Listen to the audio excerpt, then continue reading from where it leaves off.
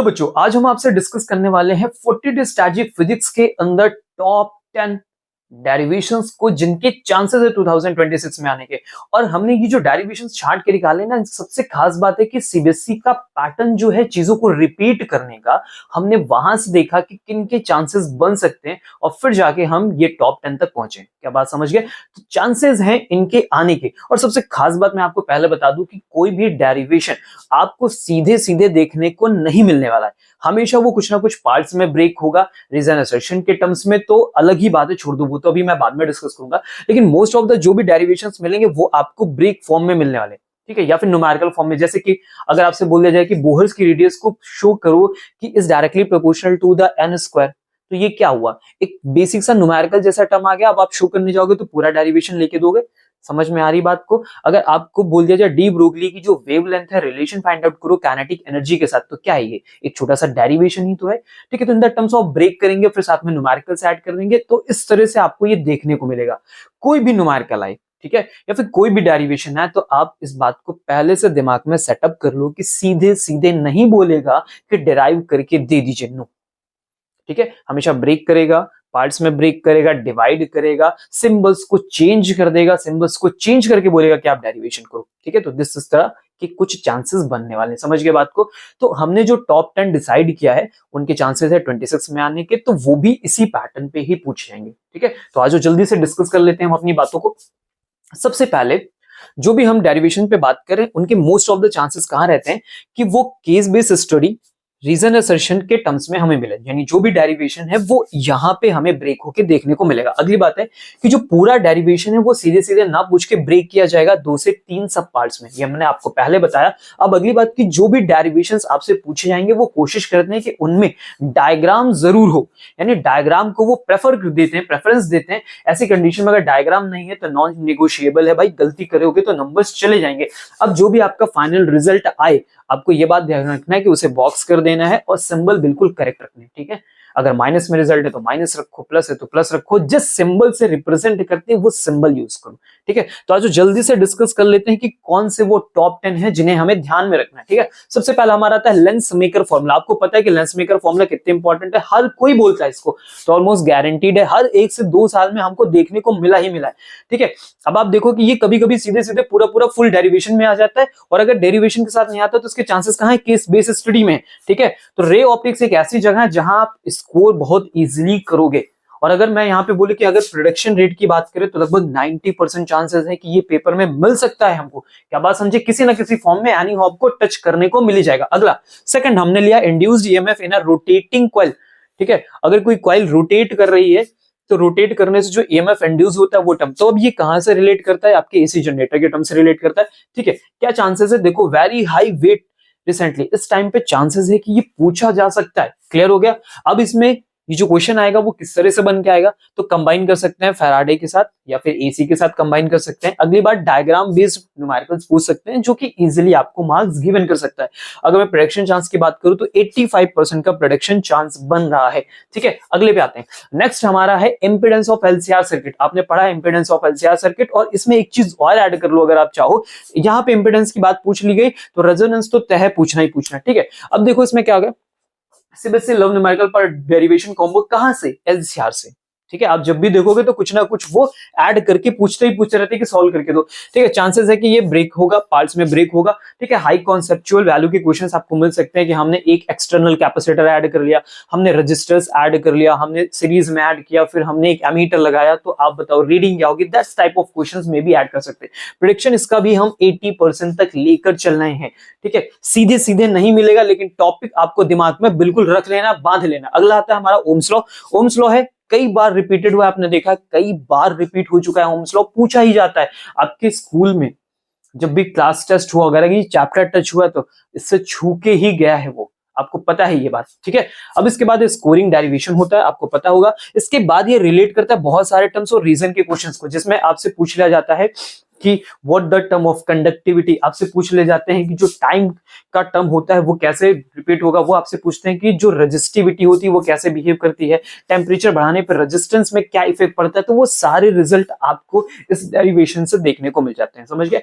Tau की कहानी तो तुम जानते हो कितनी इंपॉर्टेंट होती है, तो वो सब कुछ होता है। प्रेडिक्शन रेट इसका भी 80% हम लेकर चल रहे हैं, ठीक है, 80% हम लेके चल रहे हैं। अगला आता है हमारा capacitance of parallel plate capacitor, और जब ये पूछा जाएगा तो अंदर आपको डाइलेक्ट्रिक फिलअप मिल सकता है, चांसेस है कि डाइलेक्ट्रिक के साथ ही वो पूछा जाए, मे भी हो सकता है पार्शियली फिल हो, मे भी हो सकता है वो फुली फिल हो, ठीक है, क्लियर। अब क्या है, एवरग्रीन टॉपिक है, आता ही आता है। ऑफन क्या है कि twisted in case based study format, ठीक है, अगर ऐसा नहीं मिला तो केस बेस्ड स्टडी में मिल जाएगा। और क्या हो सकता है, न्यूमेरिकल के साथ इसको कंबाइन करके आपको दे सकते हैं, और प्रेडिक्शन 75% का प्रेडिक्शन रेट है। अगले पे आ जाओ, Young's double slit experiment fringe width, ठीक है, YDSE छूता है, आपको पता है कि वेव ऑप्टिक्स में घुसे नहीं तो YDSE अपनी सबसे पहले इंपॉर्टेंस लाके रख ही देता है। अब इसमें क्या सबसे बात है कि वेव ऑप्टिक्स तो भाई स्किप करना पॉसिबल नहीं, मतलब वहां से टच होके तो आना ही आना है। अब जो को इसको अगर आप पढ़ रहे हो तो उसमें डायग्राम आपको कंपलसरी भाई पढ़ना ही पढ़ना है। यहां से अगर एग्जामिनर ने कोई भी क्वेश्चन पूछा, ठीक है, तो वो बस आपकी चेक करता है क्लैरिटी कितनी, आप चीजों को कितना जानते हो। जैसे वो पूछ लेता है कि हमने स्क्रीन के डिस्टेंस को इंक्रीज कर दिया, हमने स्लिट गैप को इंक्रीज कर दिया, फ्रिंजेस कब दिखाई देंगी, फ्रिंजेस कब नहीं दिखाई देंगी, ऐसे कुछ बेसिक से क्वेश्चन ऐड करता है। तो ये YDSE के टॉपिक के अंदर ही तो आया।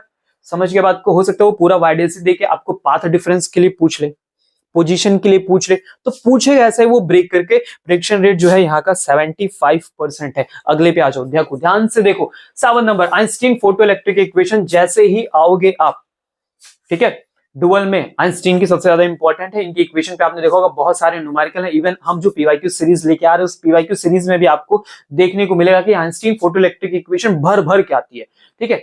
तो मॉडर्न फिजिक्स का किंग हम इसको बोल सकते हैं। स्मॉल डेरिवेशन है और श्योर 100% आपको मार्क्स मिल जाएगा, क्योंकि ये ब्रेक करके आपको मिलने वाला है। और ज्यादातर इसके क्वेश्चन आपके ग्राफ से रिलेट हो जाएंगे। कैसे ग्राफ से रिलेट हो जाएंगे? जिसमें स्टॉपिंग पोटेंशियल होगा, ठीक है, जिसमें फ्रीक्वेंसी के टर्म होंगे, आपसे स्लोप पूछ लिया जाएगा, what is the slope represents, and many things are going on. Prediction rate की बात करें तो 70% इसका प्रेडिक्शन रेट है, ठीक है। क्या बात समझे? अब आते हैं हम लोग जल्दी से 8th पे। 8th में कौन सा है? गॉस के एप्लीकेशन। चैप्टर फर्स्ट आपने पढ़ा है, गॉस के एप्लीकेशन के बिना कोई पेपर टेस्ट तो होता नहीं। अगर चैप्टर 1 का नाम आता है तो गॉस तो टच ही कर जाता है, ठीक है। और गॉस में सबसे ज्यादा कौन आपको टच करके, अगर आपने देखा होगा तो इन्फिनिटी चार्ज वायर की वजह से जो मैग्नेटिक फील्ड इलेक्ट्रिक फील्ड हम लोग निकाल के देते हैं, जिसमें हम लोग ये सिलेंडर का फॉर्मेशन करते हैं, वो क्या बात समझे?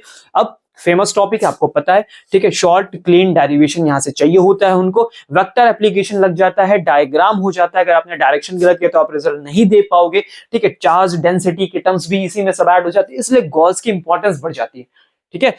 प्रेडिक्शन रेट 70% का है। ओके, आगे बढ़ते हैं, नेक्स्ट वाले पार्ट में आएंगे। तो अगला देखो, 9th में पहुंचेंगे तो बोहर्स मॉडल। बोहर्स मॉडल थोड़ी देर पहले बात हो रही, तब देखो बोहर्स मॉडल में हम लोग energy of electron in nth orbit की बात करने वाले, जिसमें वो आपसे पूछ सकते हैं काइनेटिक एनर्जी, जिसमें potential energy and the total energy, जो बड़ा सा टर्म बन के आता है, ठीक है, उसका रिजल्ट वो पूछते हैं। इसको भैया इग्नोर मत करिएगा, ठीक है। यही पूरा पूरा मॉडल ब्रेक कर देते हैं वो 1 में, 2 में, 3 में, ठीक है। जिसमें मैंने आपको बोला था ना, क्या शो करूं कि रेडियस n स्क्वायर के डायरेक्टली प्रोपोर्शनल है, वेलोसिटी का जो टर्म है वो n के साथ कैसे रिलेट करेगा, 1/2/1/n, n स्क्वायर कैसा होगा, इस तरह से टर्म्स को ये लोग ब्रेक कर लेते हैं। मॉडर्न फिजिक्स स्कोरिंग को बना देता भैया, अगर जाओगे मॉडर्न फिजिक्स को स्कोर करना है तो इन टर्म को नहीं छोड़ना है। प्रेडिक्शन रेट कितना है? 60% है, ठीक है। तो बिल्कुल डाउन मत करना, 60% का रेट है। आज रेजोनेंस इन LCR सर्किट में पहुंचो। अब पता है, मैंने थोड़ी देर पहले बोला था कि रेजोनेंस के बिना तो काम बनना ही नहीं है सर LCR सर्किट में। तो थ्योरी एप्लीकेशन का कॉम्बो लगा के देंगे भाई, कि कब रेजोनेंस होता है, रेजोनेंस की कंडीशन बताइए, ठीक है, इंपेडेंस बताओ, यहीं पे आपसे पूछ लेते हैं कि पावर फैक्टर क्या है, यहीं पे आपसे एंगल निकालने को पूछ लेते हैं, यहीं पे एडिशनल कैपेसिटर जोड़ देते हैं, और एडिशनल कैपेसिटर जोड़ के बोलते हैं अब LCR में रेजोनेंस करके दिखाइए। इस तरह के क्वेश्चंस यहाँ पे बनते हैं। प्रेडिक्शन रेट बाई 60% है। क्या बात समझ गए? क्या बात को आप समझ रहे हो? तो हम यहाँ पे जो भी टॉपिक्स को लेके आए हैं, इनके चांसेस ज्यादा हैं, हाईली चांसेस हैं, ठीक है। आप ऑलरेडी पढ़ोगे, सिंपल सी बात है कि अगर आप फिजिक्स तैयार करो तो कोई भी डेरिवेशन छोड़ तो नहीं रहे होगे, सिंपल सी बात है, क्योंकि आपको मार्क्स अच्छे करने, स्कोर अच्छा करना, और डेरिवेशन सबसे आसान तरीका है मार्क्स को गेन करने का। लेकिन जब आप पढ़ रहे हो तो ये वीडियो सिर्फ इस बात के लिए है कि जब इससे पढ़ना तो इतना ज्यादा तोड़ मरोड़ के भी पढ़ लेना, कि पेपर में अगर ये मिले तो नंबर आ जाए। क्या बात समझे? क्योंकि इनके चांसेस ज्यादा हैं, इसलिए आप इन्हें सीधे सीधे पढ़ने के बजाय ब्रेक डाउन करके भी पढ़ लेना। और जैसे पीवाईक्यूज जब उठा के देखोगे, ठीक है, तो पीवाईक्यूज में भी आपको ये ब्रेक डाउन करके मिले हुए होंगे। इनके न्यूमेरिकल्स को डेरिवेशन से जो कंबाइन करके बने उनके साथ पढ़ लेना। क्या बात समझ गए? तो जल्दी से मिलते हैं अपनी नेक्स्ट सीरीज में, जहां पे हम क्या कर रहे हैं, पीवाईक्यूज को। तो जल्दी से इनको आज के आज ही खत्म कर देना है। क्या बात समझ गए? केवल 10 हैं, 10 के 10 को आज खत्म कर देना और कल इन्हें ब्रेक डाउन करके फिनिश कर देना। तब तक के लिए बाय बाय।